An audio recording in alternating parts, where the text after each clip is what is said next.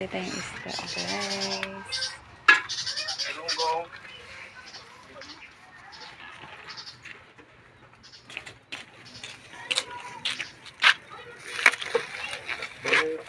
Ano pang isda meron ka?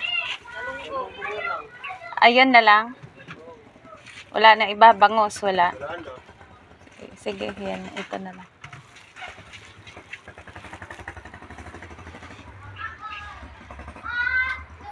Ano po siya, guys. Ang ganda ng panahon ngayon. Ayan, maaraw.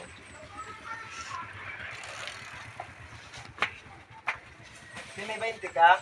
Wala.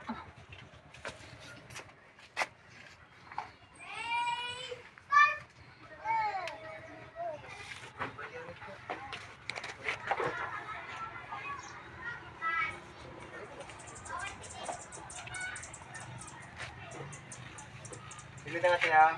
Oo. Yan, guys. Pumili ako ng isda. Okay. Magluluto muna tayo. Ito ay pampunas ko dyan. Ito. Yan.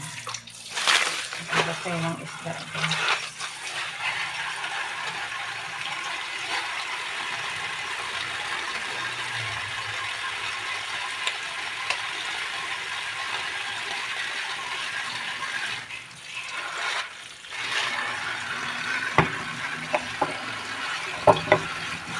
Punas-punas muna tayo ng lababo.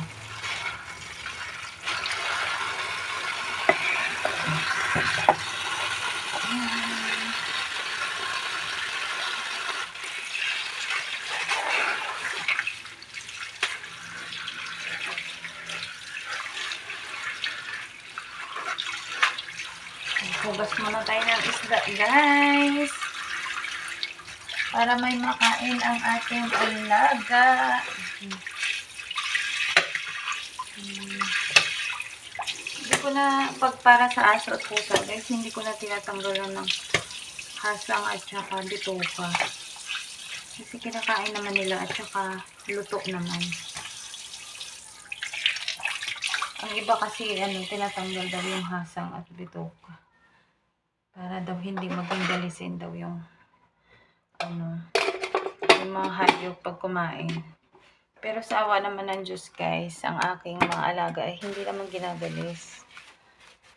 Mas ginagalis pa nga sila kapag tumira sa labas, lalo na yung isa kong pusa. Uuwi dito kakain laang.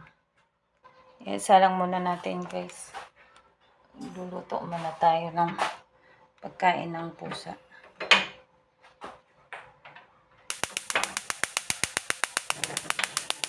Ayan. Hindi ko na siya nilalagyan, guys, ng asin, bitchin. Kunting suka lang para hindi siya madaling mapanis. Tapos lalagyan niya lang ang sarap pag hindi naubos. Yun lang, guys. Ako, yan yung isa kong suki, guys. Nakabili na, kuya. Bili na? Oo. Yung aking mga alagang papakainin, guys. So, yan. Yan ang aking ampon. Makulit. Ayan naman, guys, ang pinakamabait sa lahat. Kahit lamutakin mo, hindi yan gumagante. At ito naman ang aking dongi. Yan, wala siyang, pasensya na kayo, wala siyang tamang higaan. Pero, ayan, yung luma naming upuan. Yung kahoy, ayan. Diyan siya nilagay. Kasi wala mapaglagyan sa loob ng bahay, guys. Yan. Aayusin lang yan, babarnisan, tapos pinturahan ulit. Maging okay na. Hindi pa siya sira, guys. Kaso lang,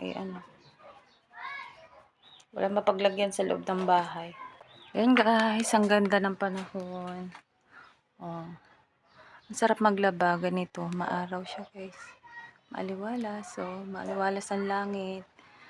Pero, nakapaglaba na ako kahapon, guys. Ayan. Yan ang aking mga kunting halaman. Yan, tanim-tanim. Minsan, dyan ako nalilibang. Yan. Papasok ko na yung aking upong hinugasan at naalangan yata yung aking alaga ay tinaihan. Ay, wala kami dito. Walang tao ang bahay, kaya hindi yata siya nakalabas agad. Meron kasi silang labasan doon na butas. Ay siguro hindi na umabot, kaya ayan, tinaihan yung upuan. Yan.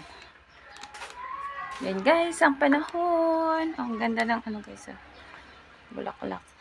Yan. Tapos may luya pa. Ayan. Sari-sari lang guys. Yan, thank you for watching guys. Hanggang dito lang muna. Ayan, ang ganda ng panahon guys. Makapaglaban ng mga kumot-kumot dyan, mapunda. Ayan. Thank you for watching.